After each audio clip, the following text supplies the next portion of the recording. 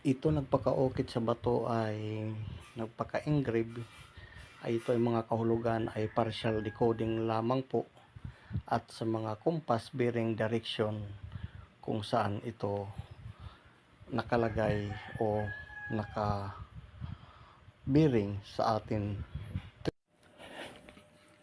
Dito sa isang lugar ay karugtong ito sa una nga mayroon inverted helmet at mayroon sun marker. Ito naman nakatabi ay na malaking boulder ay mayroon siyang mga engrave or nagpakaukit na mga markers and sign. Itong malaking bato na ito o rock, mga ka-discover. Ang kanya dito sa gilid, ito mga counterpart ay mga may pyramids na mga hugis. Ito ay map stone ito na sa isang lugar pwede siyang mountain, may creek or mga daanan na isa ito ginawa nila na map stone para sa matagal nga kahit ilang dekada ay hindi mabubura, mga ka-discover. Magaling din yung mga GIA gumawa ng mga markers and map nga sa mga una natin na discovery ay ginagawa nila yung mga items, mga buti na hindi lang napapansin nga isa yan markers nila or mapa sa isang lugar. Ito ay pinapahanap nito ang east direction nakakurbada nga lugar or bundok, mga ka-discover. At dito sa baba, kung makikita natin, mayroon siyang shield. Natural lang siguro ito dito na nakalagay.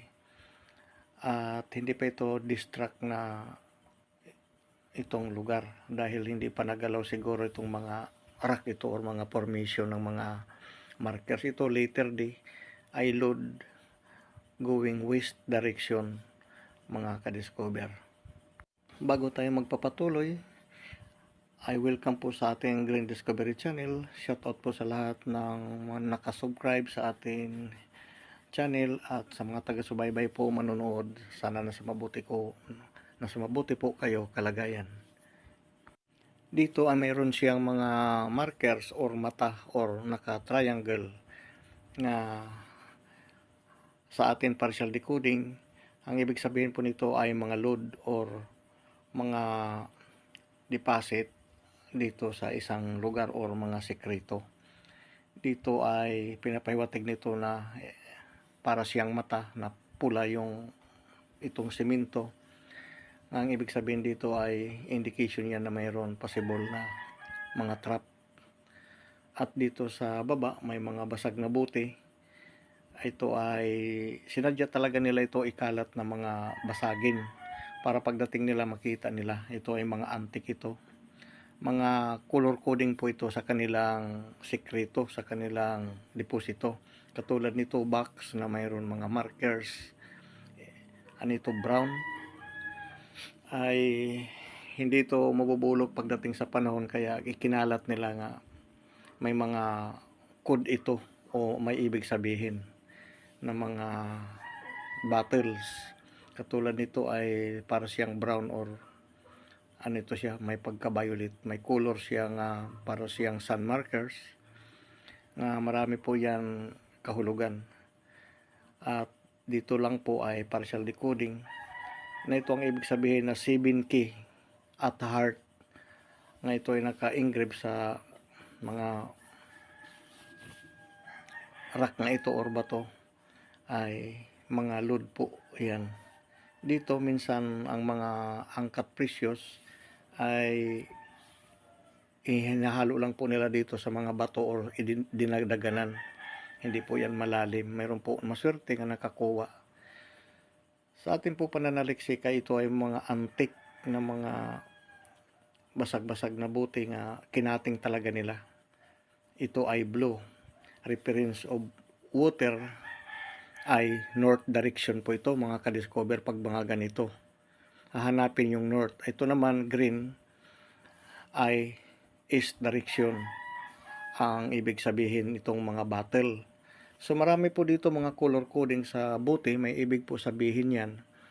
sa compass bearing na atin makikita nga binasag talaga nila nga hindi nila itatago yun dahil yun ang makikita nila pagpunta dito sa atin lugar kung sila'y maghahanap.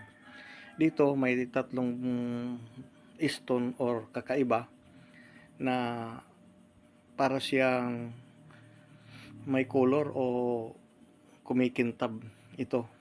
Indication ito na may mga precious stone nga nakalagay dito sa isang lugar. So kaya lang hindi natin mahanap. Ito posible ito nga mga precious stone. Ang iba nito ay kinukulayan lang ng simento para hindi mahalata sa kumukuha. Ay ito nga ni ay napakabigat sobra. Ay parang angkat precious gemstone.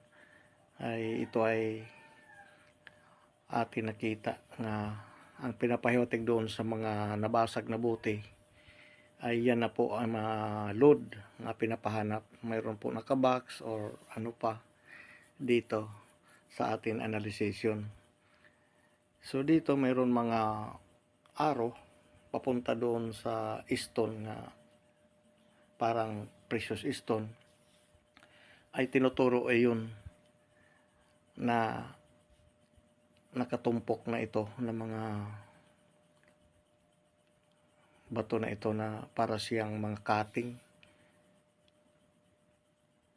Ang iba dito mga ka-discover ay nakalitaw lang po, nakadagan sa mga bato, yung mga maswerte o marunong magkalatis.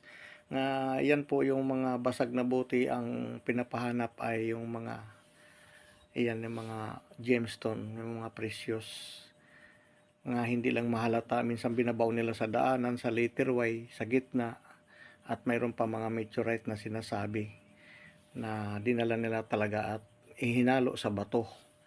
Ito ay north at saka south ito direction nga mayroon itong mata ay isa itong load markers ito na para siyang sungay. Indication po ito ng mga mammals shape ng mga bato na pinapahanap dito talaga sa isang lugar ay meron sila sekretong mga lagusan or mga tunnel or cave. Marami po salamat sa ating pagtatapos at sa susunod naman muli na atin madidiscover at matatagpuan sa ating mahabang pananaliksik at paglalakbay sa muli ng ating pagbabalik Grand Discovery. Huwag makalimot po mag-subscribe sa ating munting channel at mag-like, mag-shares. God bless po sa lahat. At maraming salamat sa ating panunood.